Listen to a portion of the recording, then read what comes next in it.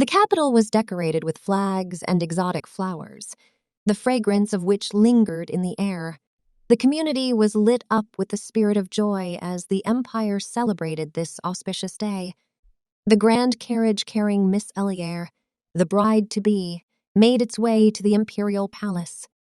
She was clad in the loveliest dress one can imagine for a bride, but the uneasiness could be seen as she was apprehensive since everyone around her referred to her as the unfortunate bride, which heavily burdened her mind. She was about to marry Ropherce Qatar Isparian, the empire's emperor, the son of the empire that shines in eternal glory, who was branded as Hades, the god of death. However, had she not been under the influence, had she not lost her calm that day, the entire wedding might have been avoided. It was moments of reflection. That night, the events at the pub as she was unknowingly walking towards the decisions that would alter her whole life, her destiny. Elliere was completely wasted and disguised in her pink and blue wig, vented about how stupid her 30-year-old ex-fiance had been. She could not believe that he did not know that the sun rises in the east. How could a man not know that? Ander Hill was to the west of the imperial palace. How could he have seen the sunrise from there, when the continent's largest buildings lay to the east of it? Did he have some sort of magic power that he used to change where the sun rose from? The reason she was drinking was that she had been dumped by her fiancé, whom she had not seen in the past 10 years, all because she was acting like a know-it-all, leaving a taste of bitterness and resentment. All she did was mention that the sun rises in the east, and he called off their engagement. Such a trivial matter should not have affected a man. But now there it was. She ranted to a man in a hood. The stranger stood tall, hidden, and suspicious, observing the young drunk girl in front of her nagging about her life. She did not know and said not even the emperor would be able to do something like that. That man was confused about the situation, but he reached an agreement with her words and nodded his head. A moment of realization struck her as she began to wonder how long that person had been there. She started to think when she looked up from her drink that man was sitting in front of her. Whether that man was a good or bad person, her doubts quickly vanished when he started offering her food. He tore pieces of food and fed her, and she was convinced that he was a genuinely kind person, far superior to her foolish ex-fiancé. With the confidence and warmth of the unknown listener, Elliere grew bold. Then she told him more about her life and how she desperately wanted to just return to the academy, even though she already held a doctorate. She neither wanted to meet more prospective marriage partners nor to get married. She was done with stupid men. The man concerned asked if she was looking for someone else to marry or any other prospective in line. Elliere quickly replied that she despised both ugly and old men. The thought of another date with another old man tires hers. They were the worst among all, but she neither had feelings for them nor were they attractive. But just because of these experiences with men, she was not ruling out marriage. She said she wanted her husband to be smart and handsome, though they did not have to be on the same level as Udal, who was smart and handsome. She was so drunk that she began wobbling, yet she couldn't help but stare at her drinking buddy whom, despite hiding his face with a hood, she found strikingly attractive. The aura of this man could be felt. Despite the comfort she found in his melodic voice and captivating amber eyes, she resolutely continued her pursuit of finding a handsome man, even as she drifted off to sleep, concerned for the well-being of Elliere. The man got up and tried to wake her up, but Elliere murmured that she was so tired, and she was going to sleep no matter what. She said it would be better if they could enjoy a drink together occasionally. She had the bright thought that this lovely man would make a wonderful husband when she thought about it. He was charming, kind, and a wonderful listener, so she started holding his hand. Her eyes sparkled as she inquired boldly whether he was married, and as soon as the man confirmed he was not, Elliere suddenly proposed marriage to him. He was taken aback, and his expression changed to a worried one. The thought of being proposed to in a pub by a drunk lady who was just bawling her eyes out about her unruly life and events that had occurred.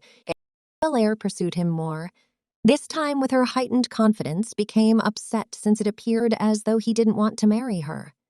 He was concerned that she might not like him when she found out his status, and by status, she assumed he was a commoner.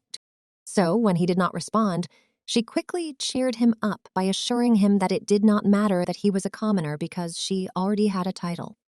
She was the only child who desperately wanted to settle down, have a family, and produce a beautiful heir. Thankfully, she was free from her ex-fiance, who looked like a carp, or else she would have carp-like children, as the children look like their parents. He might not have status, but she was confident that his superb looks would eventually win over her parents. She waited for him to accept her proposal, but he did not, so she continued to drink.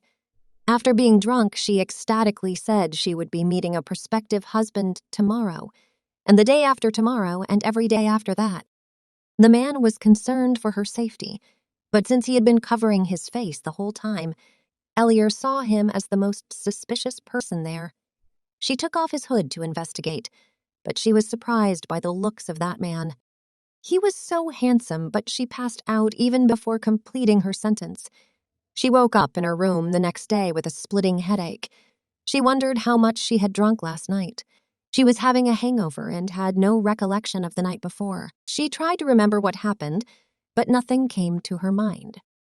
The next day, when Elliere woke up, her head throbbed painfully, as if someone had been hitting it with a hammer. The maid and Elliere wondered how much she had drunk the night before, to which she said she didn't drink a lot. It's just she became intoxicated as she hadn't had alcohol in a while. The true story was a whole different. Her maid offered her honey water but didn't believe her story, wanting to see the receipt to check she hadn't drunk too much. Elliere was surprised to find out she hadn't been given a bill at the pub. She vaguely remembered being taken out the back door by a pub worker. Her wig's still okay. As though thankful for the help, she worried she might have caused trouble, which delayed getting the receipt. Later that day, Elliere went to a party at her friend Lorraine's house. She said thanks for inviting her, but her mind was still on last night. Elliere and Lorraine talked about Elliere's breakup with Count Fexida. Lorraine asked what exactly happened between you and Count Fexida, to which Elliere said they hadn't seen each other for 10 years, and they weren't meant for each other, so they called it quits, and they broke up after. That she noticed that Lorraine was looking tense, which caused her to assume that the Count must be spreading bad rumors about her. Lorraine told Elliere that the Count wasn't very smart. He was complex about his lack of intelligence, even though his family was rich. She informed her that while the Count's family is involved in trade, all the members speak at least 3 languages. His younger cousin was the head of their family business, as the Count failed his foreign language test 3 times. She said he wanted to marry Elliere for her brains. Lorraine had overheard that the Count wanted to get engaged with her so that he could use her intelligence, as Elliere was the youngest student to ever enroll at the academy, which made Elliere mad, as she was even more confused as why Count decided to call off their engagement after she simply corrected him on the location of the sunrise. It looks like her carp-looking ex-fiancé wanted a woman who was smart but also obedient to him, which was making her more furious. She felt like the Count wanted her to be smart but also obey him. Lorraine tried to reassure her by saying that despite the Count's rumor-mongering, the public was more interested in the news that the Emperor was getting married. People at the party were mocking her despite her intelligence. She got dumped by Count. She was so pissed that she wanted to flip the tables there. Tired of hearing gossip of the nobles talking behind her back. She went back home earlier than her maid expected. Her maid gave her the newspaper, and there was an interesting article stating who would be the unfortunate bride snared by Hades. She continued reading an article about the Emperor. Finally announced his marriage after 7 years on the throne. Statements were, why would the cold-blooded and cruel emperor make such an unusual announcement? The identity of the unlucky bride was yet to be revealed. They were calling his bride unlucky, though the emperor hadn't revealed his bride's identity. The image of the emperor was portrayed as a nightmare. Elliere wondered whether it was right for the newspaper to talk about the emperor like that. She felt sorry for the bride, but little did she know what was going to blindside her.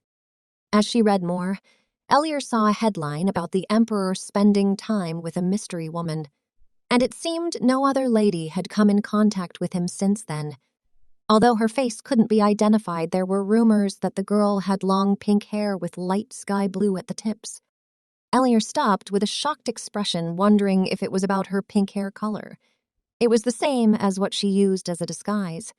A wave of shock and chill went down her spine. She couldn't believe what she'd just read. Elliere dyed her hair in 2 colors as it was trendy.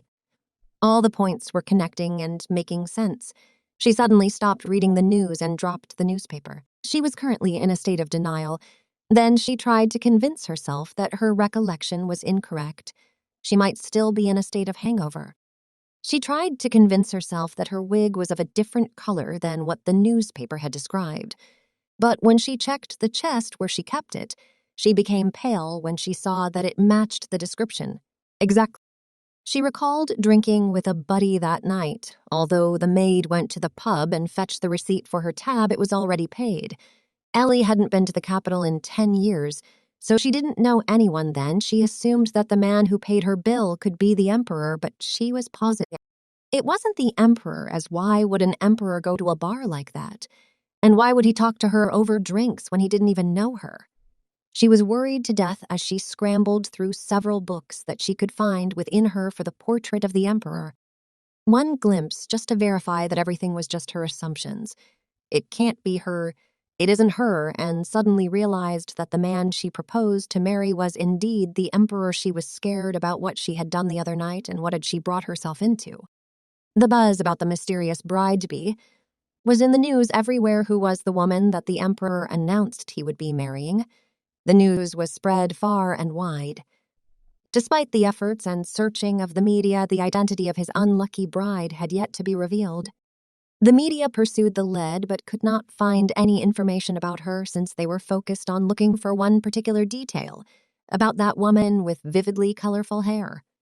There wasn't any unmarried lady with such colorful hair in the whole empire, and thus descriptions seemed to be unfitting. Frustrated by those speculations, she threw the paper in rage. However, she's still anxious since the papers have been talking about the emperor's marriage for days now. She is now regretting getting drunk. She got tensed and muttered she should face the reality. There was a possibility that she remembered things wrong as she was drunk. She doubted that she could talk to an emperor like that, even in a drunk state.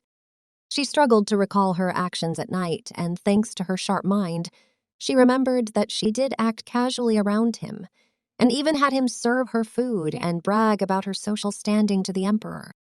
The pieces of the events were collected. The worst was when she remembered the time she held the emperor's face and said, "You look so much more handsome," and she told the emperor about their future together and how their children would look. She hugged and assured the emperor that he would be living in clover with her. She unknowingly harassed the emperor and proposed to him. She was guilty of all her behavior. She hated her good memory for remembering even the little details. This just proved the point that she was really smart. She was certain that she was to be executed without a doubt about it. She started nagging about the situation, that she shouldn't get drunk, and said all those things to the emperor. She was more worried about marrying the emperor than her embarrassing behavior. Then she thought that it wasn't her fault, as she had no idea that he was an emperor. He didn't tell her either. Then how was she supposed to know? She started rationalizing the situation and realized all the emperor did was announce his marriage, but the rumor that the bride was the colored hair girl, her, was all just speculation. She thought that there was a high chance that the emperor was having cold feet about his marriage that night. So he went to the pub and met her. After reaching this conclusion, she felt better, as the media was just creating hype about it, and she was confident that the emperor would not marry a drunk woman who proposes to him after only having met him once. Then she decided to accept her previous turned-down offer as an academy professor. She planned to dedicate her life to her research and became an amazing female scholar by doing that. She wouldn't have to meet another nobleman who resembled a carp and act like a leech. Her mother entered her room and said she received a piece of splendid news that she had to run right over. She had the empire's invitation letter to a ball stating that all unmarried women must attend. The emperor had never held a ball before, and what concerned her more was the mandatory attendance. When suddenly her mother shared her excitement that it was a good opportunity to find a better fiancé, She wasn't surprised that her mother would bring up the idea of marriage so soon after her failed engagement. After all, an older woman who wasn't married had little worth. She wasn't anti-marriage. She understood that a woman with her ambitions needs a capable husband that can support her. So she smiled and agreed with her mother. Meanwhile, the emperor was torturing a nobleman in his underground dungeon. Betrayal hung heavy in the air, a bitter taste of treachery that clung to the scene like an evil shadow. He was bruised all over, and there were patches of blood all over. He was betraying the emperor. The nobleman asked what did him to deserve treatment like that. He lay sprawled on the cold floor, with a cold, impassive expression. The emperor asked what about the documents that was inside the safe of your room? His words cutting through the silence like a knife.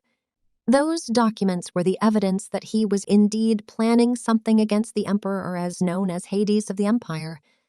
With a swift and decisive motion, he killed him with no mercy. After that, the emperor ordered to track down every single relative of the man, including any who were born out of wedlock. They should all be executed, as well as in the eyes of the emperor. Blood ties were but chains that bound one to the sins of another.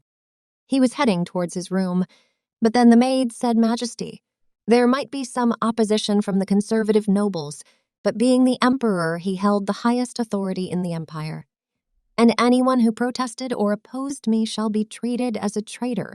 They can always find people to replace them." The emperor makes a fair statement of eliminating everyone who shared a single blood drop with the criminal, as they can use it as an excuse to rebel against him. The emperor then went to his room where his suit was ready for the ball. He inspected it meticulously. His butler told him that his seamstress had a hard time matching his suit to the supposed empress. A smile appeared at the corners of his lips as he corrected his butler's words, his voice proud and amused. For the lady's hair was not colorful or pink or blue or whatever the rumors told. It was blonde. It was a detail that intrigued the surroundings. He was sly. He prepared to make his great entrance as he waited to unveil the rumors and truth behind the real identity of his chosen bride to the world. He was Elle and her maid, Jerry, had an essential project to hand. They went out to buy attire for an upcoming ball. Elle became adamant about her demands and was having a tough time finding a dress that was suitable for her taste. She complained that every one of the clothes was too fancy for her, but Jerry insisted that she should choose as it was the request of her mother to attend the ball, and it was in trend, and all the other ladies would wear dresses of various kinds. Jerry, being an observant maid, knew that Elle had a preference for numbers. So, she suggested that they dispose of the attire Elle did not like any and permit her to choose from the final ones. Elle wasn't sure at the start. However, after giving it a few ideas, she agreed. She desired to get dressed that would make her appearance correct but not too flashy. After a few attempts, she finally placed a black get dress that was desirable to her. Jerry, but changed into not thrilled together with her choice. She knew that everybody would possibly assume that Elle became mourning, and she or he did not need her to appear to be a downer at the ball. Elle became already compelled and pressured out. So Jerry held her hand and confided her that she may want to find a few distinctive garments for her to choose from. She suggested that Elle sit down at the same time as she went around the boutique to discover exclusive dresses that could shape her taste. Elle agreed, and Jerry went spherical, seeking out different apparel. While expecting Jerry, Elle overheard some women speaking approximately the emperor's coming-of-age ball in the store. She was surprised to hear that the emperor had invited every unmarried female in the capital, which meant that every bachelor within another institution of women modified into discussing the emperor's wedding ceremony arrangements. But they had been worried that no character knew the bride's identification. Elle changed into intrigued with the aid of the communication and questioned why no person regarded enthusiastic about the imperial palace occasion. She overheard some greater gossip about the emperor, and it piqued her interest. She observed that a baron changed into killed at an assembly very last spring, and they need to be careful around him. She stayed eavesdropping, curious approximately the emperor's true identity. It has become said that everybody needs to honor and obey the emperor. However, they need to be able to disagree if he acted without due method. She questioned, why none of the aristocracy tried to oppose him. Elle modified into hiding at the back of the wall at the same time as Jerry got her up to inform her that she had spoken with a dressmaker who could make her a custom get dressed and wanted to apprehend her choice. Elle had talked to the clothier. However, she nonetheless overheard some ladies discussing how the cutting-edge empress could probably have any effect on the empire, and the manner lengthy she might be able to stay with the emperor. Elle wasn't genuinely interested in politics. However, as a student, her curiosity was piqued, so she changed into currently reading the emperor's history in her room. She pointed out that the cutting-edge emperor modified birth because the 33 prince to the emperor's second spouse did not stand out. He had grown to be a knight at 15 on his own merits and brutally defeated the demons inside the Coral Highlands, whom all of us believed were impossible to overcome. Because of this, he finished the map of the Western Mountains and lowered back to the capital. Everyone knew approximately the heroic day trip, however, she had no idea that it became the emperor who changed into the captain of the nighttime at that point. She persevered studying and found out that many unexplained occasions happened before his ascension to the throne. The crown prince died 12 months after he once more from his tour after falling off his horse, and the second prince died the year after that during a carriage accident. The empress, grieving the lack of her sons, retreated to the south and died of infection. She was confused about how such a variety of imperial family members died in 5 years given how well covered they had been. Everyone knew that day Emperor benefited from those deaths, and that's why the aristocracy remained silent due to the truth each person notion.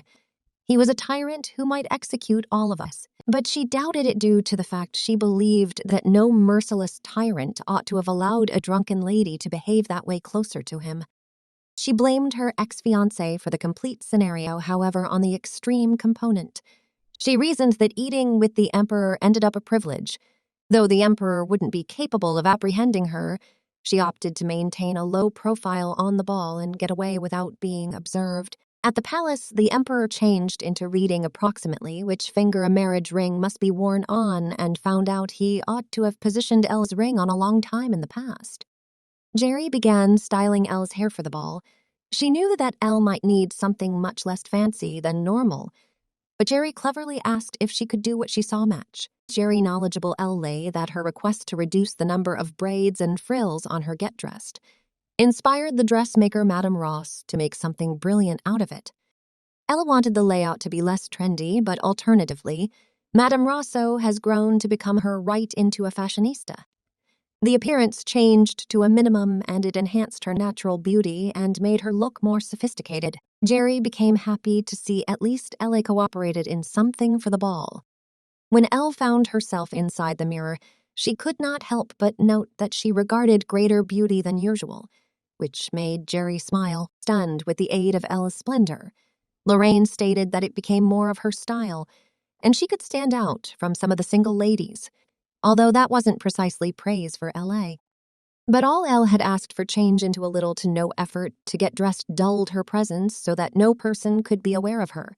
She could blend into backgrounds and could run away whenever possible. However, this became completely contrary and extra sort of a problem for her. At the ball, there were many visitors more than predicted, inclusive of the girls who took component in the ball and their brides. It wasn't acknowledged until then that there had been this many single nobles in the empire.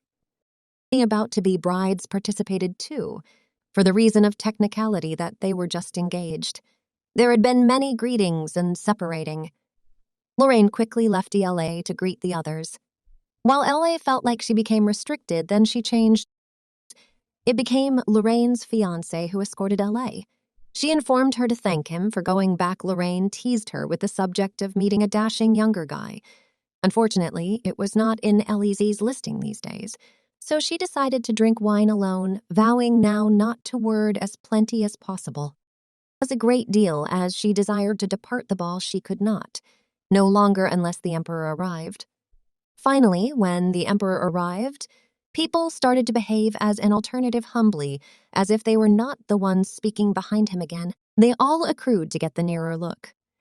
When all of that became going off, Elle had located and went out to run on every occasion she could. Elle identified him as the person who handled her consuming habit. judging by his physical look. He notioned he became even greater risky on his own proper and regretted featuring him when she changed under the influence of alcohol and thought it could be a great subject matter or hobby for her thesis. Elle made all the obvious observations and concluded pronouncing, "He appears even greater unapproachable in man or woman." She had several questions in mind as to why the Emperor was out of keeping a ball. The ball starts without him saying a phrase, and why does absolutely everyone no longer care?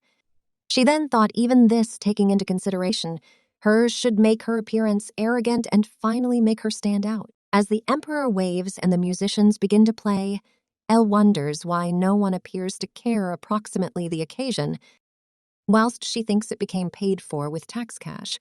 And when she realizes the Emperor looked asleep or bored to death, LA organizes to slip out sneakily as nobody was concerned of her now. However, she could not face up to the pull of the wine at the desk and decided to have one extra glass just because it tasted so desirable. Meanwhile, the Emperor, pleased to see Elle taking part in the wine, and involved that she became drinking an excessive amount of, wondered whether or not he ought to intrude. Luckily, LA kept seeking to manipulate herself, although she couldn't withstand having one greater glass earlier than heading home. When she came out, she heard her ex-fiance's voice making her shudder, which changed into enough to make Elle shudder. She noticed Relai Faceta, who was bragging about his earrings as she looked around the room. She thought his face was as ugly and worrying as ever. She guessed that the woman beside him was his new fiancé, who seemed much younger than him. She also noticed that his family was quite rich, which made many people butter him up. As LA looked for a way out, she saw that the Count was blocking her way. She felt that he was a problem in her life since beginning till then and decided to leave quickly while he was busy showing off. However, the Count noticed her and recognized her as the immodest wench who had humiliated him in the past. To get her attention, the Count asked her where she was going, acting as if she was trying to escape. Elle smiled at the Count and informed him that she could never run far from the capital's safest area. She couldn't help but notice that his eyes were the only functioning portion of his head. Since she was a young child, Elliere demonstrated extraordinary skills and abilities that set her apart from her peers. Her exceptional aptitude in various fields, ranging from academics to the arts, was evident in her remarkable achievements. Her impressive talent and potential were unmistakable, and it was evident that she was destined for greatness. Elliere's mind had a peculiar interest in the inner workings of the mana circuits. While other kids at her age enjoyed playing with teddy bears, she spent her spare time working on electronics and learning about magical powers.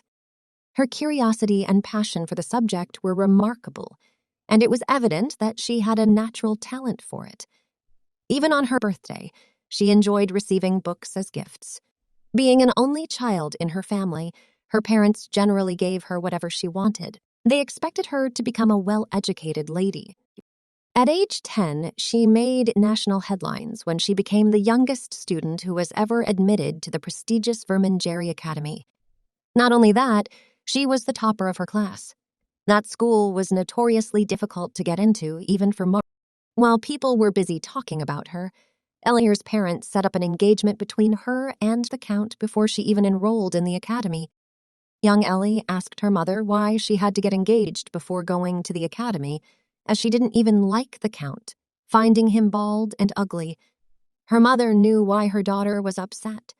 She gave her reasons, saying that as she got older, her dreams would grow bigger as well. She told her that Elle had a promising future and that the Count's wealthy family would be able to finance her future endeavors.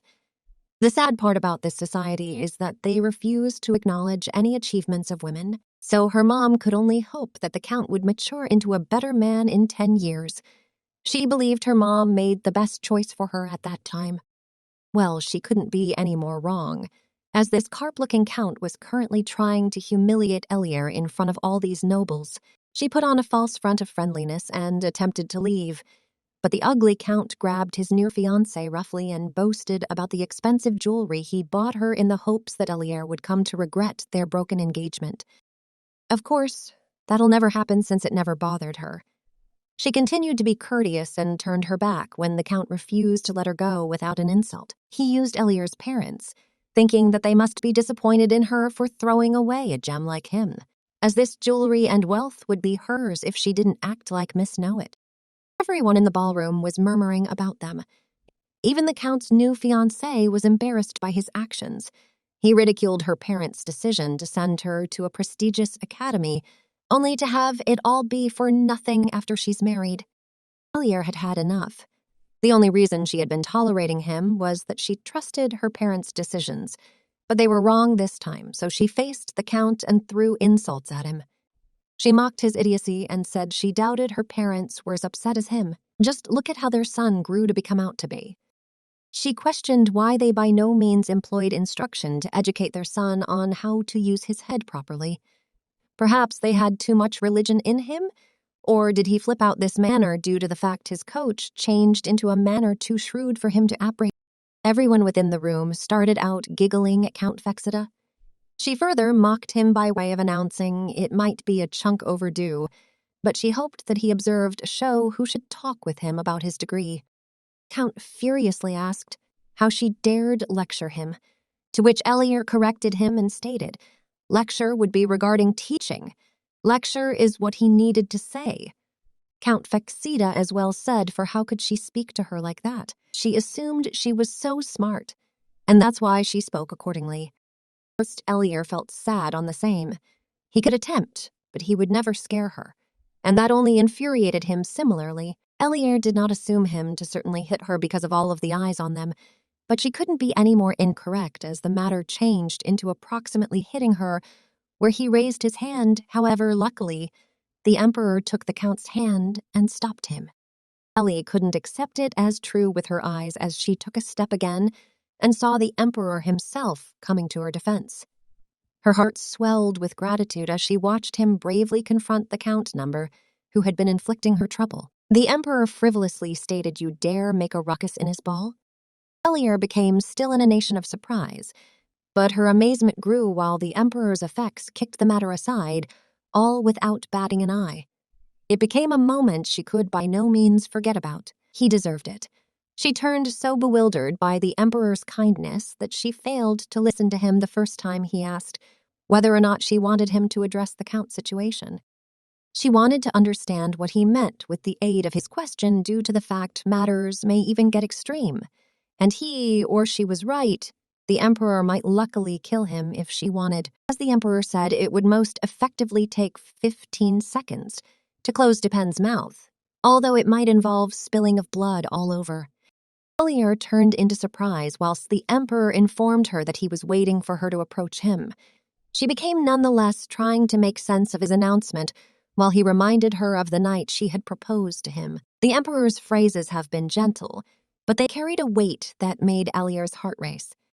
Despite the passing of time, the Emperor had not forgotten the incident, and Ellie couldn't help but marvel at what it meant for his or her future.